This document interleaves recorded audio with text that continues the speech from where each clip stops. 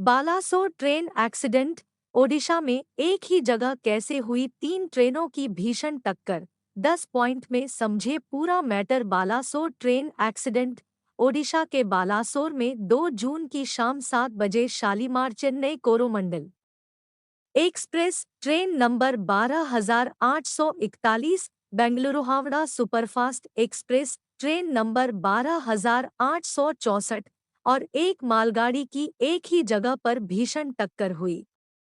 Train दुर्घटना में कम से कम 238 लोगों की मौत हो गई और लगभग 900 लोग घायल हो गए।